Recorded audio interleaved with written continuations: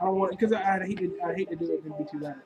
Oh, once again, ladies and gentlemen, welcome to Monday, July 22nd, 2013, which marks the day for a number of reasons, like San Diego Comic Con ended. Wish I had it gone. It's on the bucket list. I'll get there one day. But it also marks the return of yet another stellar relationship video for you and yours who are out there watching and waiting and hoping that whatever it is I'm going to talk about this week will potentially help you in whatever problem you are having in the relationship that you are in. And if you would like for me to actually help you with a relationship that you are in or give you some advice on a situation you're having, feel free. There is, I'm pretty sure, a button somewhere down here in one of the YouTube, in the comments somewhere. And just let me know. Send me a question. Email me. Text me, Skype me, whatever.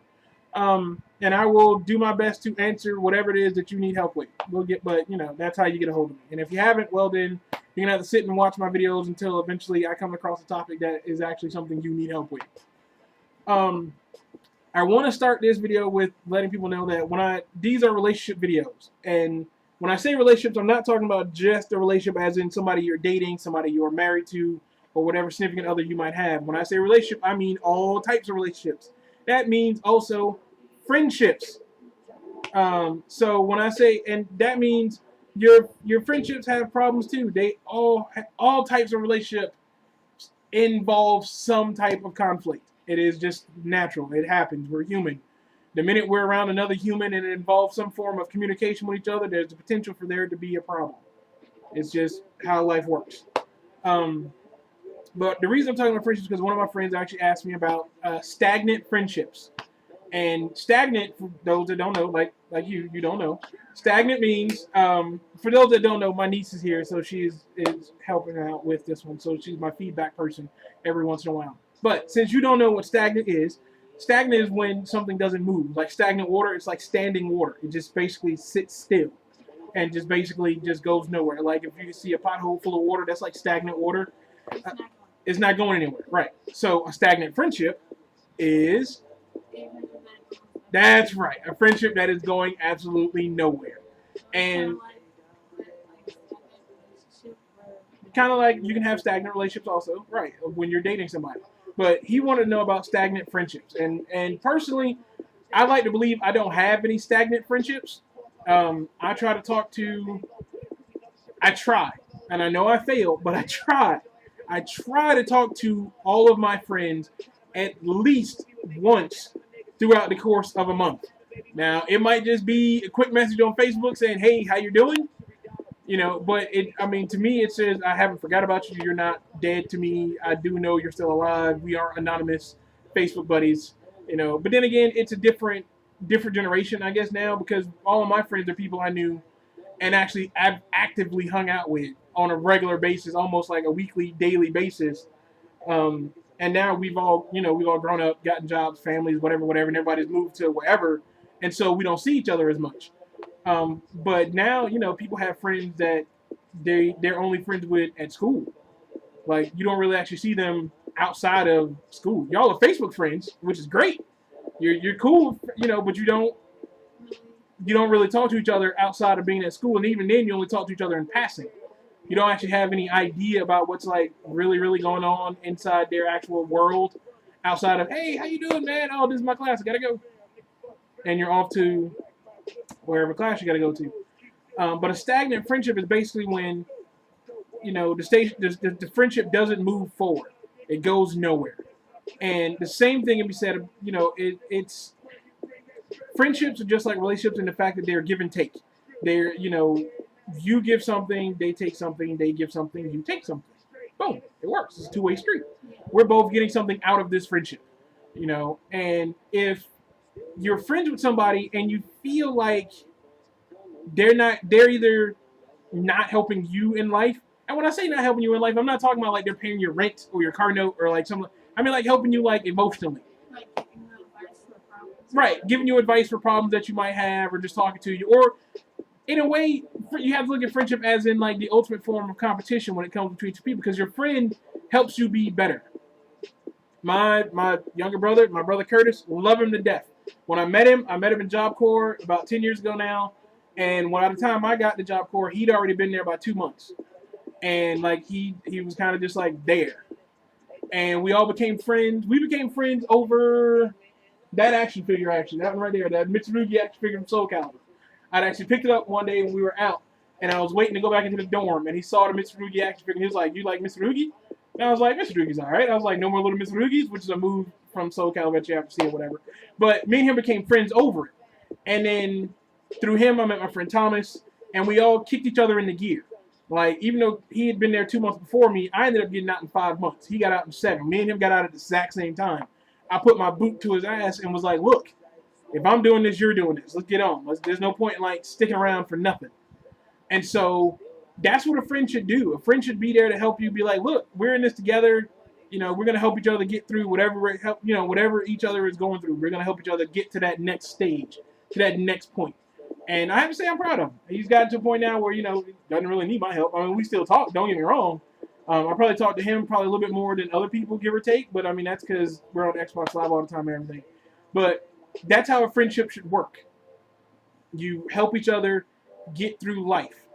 A stagnant friendship is you always coming back to that friend and going, "Really? You're still here? Like, you're still in the position in life where you were when we met."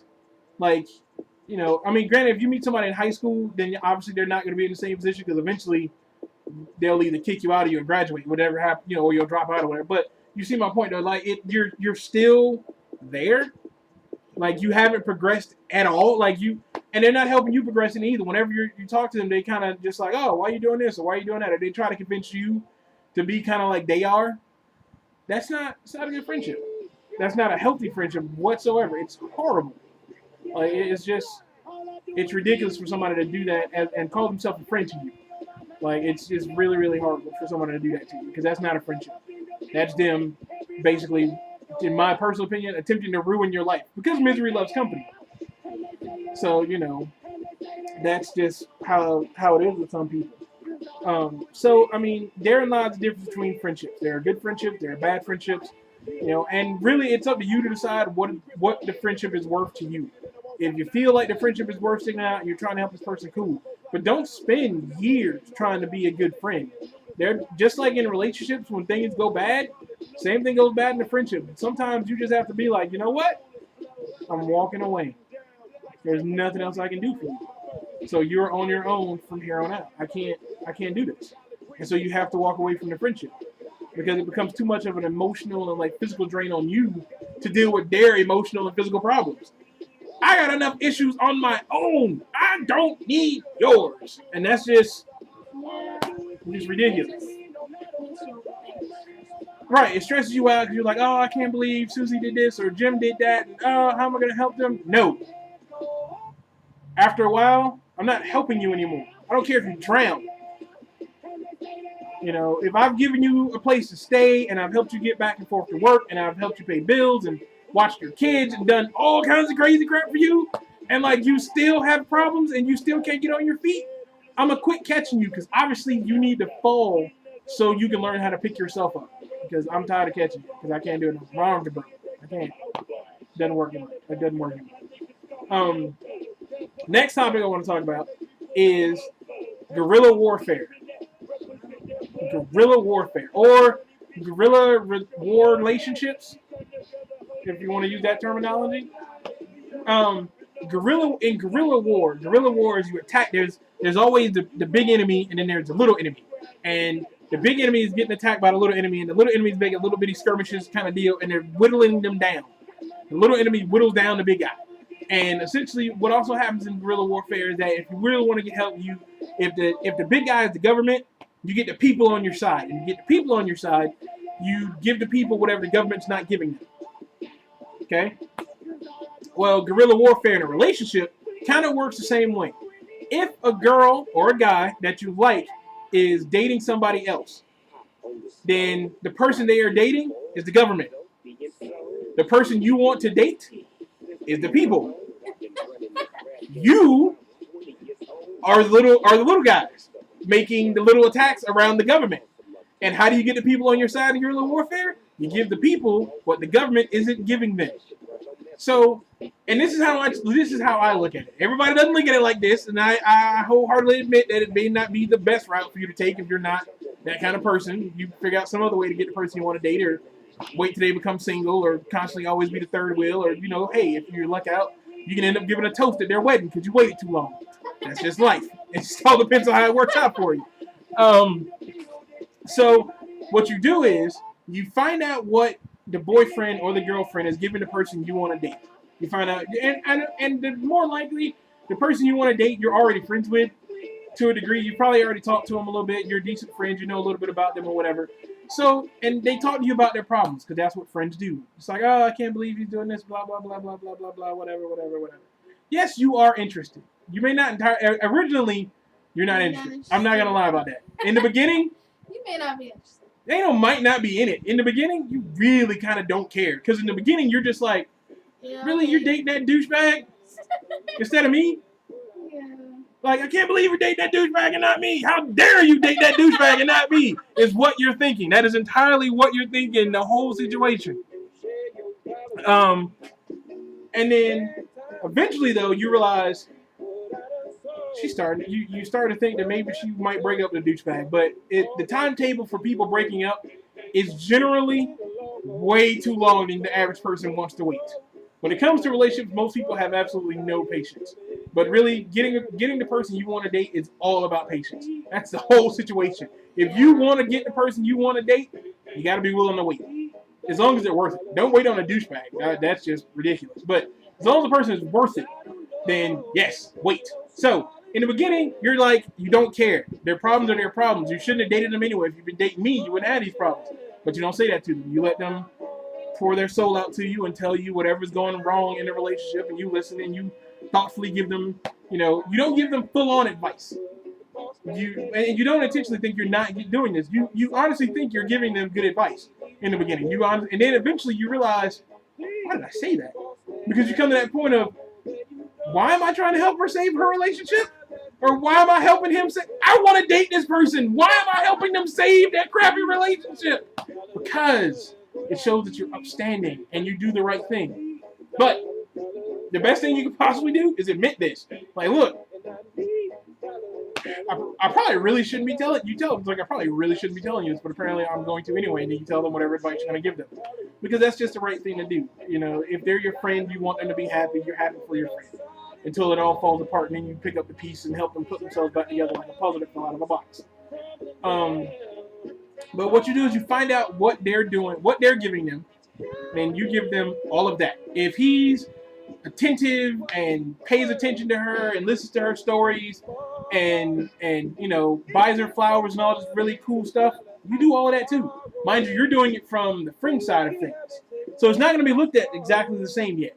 You're just the friend who gives them really cool stuff every once in a while and listens to their problems. Same thing their boyfriend does, so they don't see you any different other than the fact that you're just a friend. But then, herein lies the devious part. You find out what he isn't doing. You find out what the boyfriend isn't doing. Or what the girlfriend isn't doing. And once you find out what they're not doing, you figure out whether or not you are willing to do it. Because if it's something you really don't care about doing, don't put time into it. Because then it's not really there. Your heart's not in it. Like, if the boyfriend or the girlfriend, does all this really cool, amazing stuff, but doesn't like hiking 30 miles every Saturday. Yeah, if you don't like hiking every 30 miles every Saturday either, don't worry about it. Because that's just ridiculous. Like, I'm not hiking 30 miles for you. What is this, a zombie apocalypse? You like hiking 30 miles every Saturday? Go ahead. Find yourself a boyfriend that likes being fit with you then. Obviously, because I'm not. No. I'm not hiking 30 miles unless I got to. And the only reason I can think that I would ever have to hike 30 miles is like my car broke down and that's how far it is to the next exit, or this is a zombie apocalypse and there's no more gas and I've gotta walk. That's necessity. That's different. Doing it out of love, I get, because there's some people who do that kind of thing out of love, but know that that's what you want. Know that the person you are doing this for is also going to want to, that the stuff that they're not getting is stuff you want to actually do for them. Not just because you want them, but because you actually want to do this stuff. Because, man, you can end up doing all kinds of crap you don't like doing. You can end up eating food you don't like eating. Because you're trying to impress them. Oh, no problem. I hate shrimp cocktails. I like shrimp. Don't get me wrong. I love shrimp. I love cooked shrimp. I love shrimp fried rice, house fried rice. You know, shrimp chow mein, shrimp lo mein. I love shrimp. You can shrimp in my eggs, whatever. I like it. Deep fried, broiled, whatever. But it's always cooked. I don't like shrimp cocktail. The idea of having a cup with cocktail sauce in it, which is essentially like a really tangy red sauce that's used with seafood. Right. The idea of holding a cup full of that with raw shrimp around it that you just dip into it and then eat is It's nasty. it's a horrible idea to me. But at one point in time, I was willing to do it, and I did.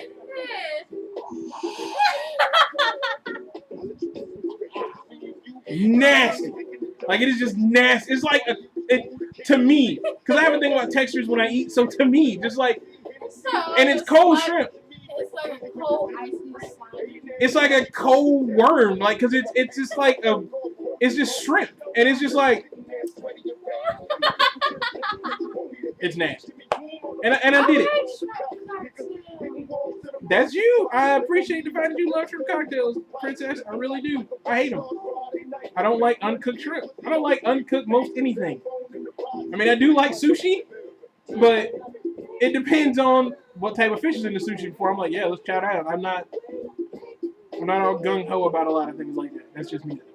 So it's just, you know, be careful, or you end up doing things to get somebody using guerrilla warfare tactics that you really, really don't like. Oh, and another important fact, never until the person you want to date comes out and actually says, I can't believe that nigga did this. Don't down the boyfriend or the girlfriend. Don't do it. Because it makes you look petty. Because at some point in time, they're going to actually notice and start realizing that you actually would like to date them. And if you're constantly downing the person that they are dating, it looks bad on you. I mean, it makes you look like a douchebag. Because you're like, can't believe you're dating them. You can do it. I mean, you could. But it doesn't look good. You can say it to all your other friends, though. Because 9 out of 10 times, your other friends probably think the same thing. Like, I can't believe she's dating that douchebag. Or he's dating that bro. Like, I can't believe he's dating that heifer. Like, it just depends. Like, it depends. But good friends will tell you to your face, though. Like, that's just, if you've been friends long enough, a friend will look at you and be like, man, I cannot believe you dating that bro. Or, girl, I can't believe you dating that nigga. He ain't no good. Like, they'll tell you to your face. But that's a good friend. Like, and honestly, those are the friends I want. If I'm dating somebody I shouldn't be dating, I have no problem with you coming to me and telling me, "Hey, you dating that for?" When I was in Oregon and things started going bad, my cousin Tony, Lord, I love him to death. He was the first one when things started going bad. He was like, "Hey, get your shit and come home." He's like, "Forget her. Like, you got family. Forget her." And that's what you want. That's what you want. You want somebody that's going to tell you straight up, like, look, have you tried to work it out? Yeah, I tried to still. Then come on up. Then just walk away. I personally had a philosophy in a relationship. If things start going bad, 2 to 3 months, and try to fix it. 2 to 3 months to be like, look, I have a problem when you do this, and this. And I know you probably have a problem when I do whatever. Let's try to make this work. If within 3 months you can't make it work, walk away. Because all you're doing at that point is, if it hasn't gotten better in 3 months, what's going to change? You now, because at this point you have to realize, you both know what you don't like about the other one. And you've told them. And they've told you what they can or cannot change. And so the stuff that they can change, if they have it in the 3 months, then what? If obviously you don't care enough, because you're not trying to make this, you're not trying to change the stuff that you can change, so I can be happy with you. Then what am I doing? What's the point? 3 months, 6 at the outside, and that's if I only say 6 if they're extenuating circumstances. Like if you realize y'all are having problems and you're trying to work them out or whatever, and you know one of you gets into a car accident give it 6 months. Because really, you don't want to be the person that left somebody when they were in the hospital after a car accident. Like, you don't want to be that person at their bedside and they're like a full body cast, all hugged up like this in the hospital, and you're like, hey, it's not working for me. So it's not me. right, like it's not me. It literally is you, and it's you don't want to be that person. Like, so extenuating circumstances, 6 months, year, if it's a body cast they end up in or whatever. But yeah, 3 months. Try to work it out. If you don't work it out, Kit Rock. You, Tom and Jared, can get on somewhere. Next one is it's funny because the same friend that asked me about the whole stagnant friendship asked me about this one, and he was like, "You should make your video about this." And I'm like, "All right, well, I'll think about it." And really, I guess I should because it's one that's kind of funny, and it's cock blocking, or for girls, taco blocking. And basically, what it boils down to is when somebody purposely or intervenes on you trying to get with somebody else. Or for those of you who don't understand what I just said when I said purposely intervene into someone else, they throw salt on your game. There you go. For those that didn't get that, I ebonics it for you. They throw salt on your game. Right, they throw salt in your game. They throw dirt on your game. Right. And that's what that is. That's what cock blocking or taco blocking, as I heard a female friend of mine call it. She taco blocked me. And that essentially is when you're talking to somebody and you're vibing with them, you know, and everything's going good, and then one of your friends walks up and they're like, no, not just hey, because hey does not throw salt in your game. Hey does not intervene in that. It is when you are talking to somebody and you are really getting grooved with them and you and them are clicking, and then one of your friends walks up and goes, or not even one of your friends. Usually it's, if one of your friends taco blocks you or cock blocks you, then you and that friend need to talk. But it's usually a stranger who does this to you. And, you know, and it's, they come up to you and they just be like, hey, you got that herpes cream yet? Just throw everything out the water. Like, what? Like, really? You just, like, you want to punch him in the face? But you're still hoping to salvage the situation with the girl, whoever you're talking to. But it's still like, really? Did you just answer it? And so now you have to try to explain, if the person is still there to try to keep talking to you, that, you know, you don't know them or whatever. It is wrong. It is one of the worst things you can possibly do to a person who's attempting to talk to someone else. Throwing salt on somebody's game is just horrible. And I mean, I understand it kind of clashes with the guerrilla warfare tactics that I was just talking about a little bit, but there's a difference. These people are already dating. And so now they should already, by the time you're starting to do whatever you're starting to do, they should already know interests. You can't do stuff like that. This is, throwing salt in the game is when these people are getting to know each other. They're just in the early phases of getting to know each other. It's like, oh, you know you can convict a felon. Are you kidding me? Like, that's my business to tell this person. How do you just... Really? So, throwing salt in somebody's game is totally wrong to me. It's like, it's the worst thing you could possibly do to a person, my person. Like, it is horrible. Because I'll punch you in your face. Like, I'm not going to sit there and be like, oh, I can't believe you did. No. You're going to be the one going, I can't believe you did that. Because I'm going to punch you square in the face. Like, knuckle to face. That's all that just... Straight knuckle sandwich all in your grill. Because, look, no, there's no pulling you to the side and, hey, man, I can't believe you're going to say something like that. No. Knuckle to elbow. Like, if it's a bad enough salt that you threw in the game, like, it's knuckle to elbow. Like, straight knuckle, elbow. Like, it's all one fluid motion. If it's bad enough, like, that's all there is to it. Like, I'm hitting you twice, just bow, bow, and then I'll go back to my conversation. Excuse the violence. I just had to take care of that for a moment, you know. But throwing salt in somebody's game is horrible to me. Like, it's a straight offense. Like, oh god, it's not even like a strike one. It's like 2 strikes in one. Like, Yeah. you just struck out twice, and all you did was swing the bat 1 time. So hopefully, for your sake, you didn't do anything before that to give you 3 strikes because you were so about to be out of here. Like, that's just, it's horrible. But it is. So. That is my advice on taco blocking, cock blocking, stagnant friendships, guerrilla warfare. You know, So that is the end of this week's video. Like I said, somewhere around down here, there should be a button, comment section. Send me a comment, send me an email. Let me know if there's any topics you want me to cover, and I will try to do my best to, if I can, talk about them next Monday. Until then, love, peace, and hair grease, and be good to each other.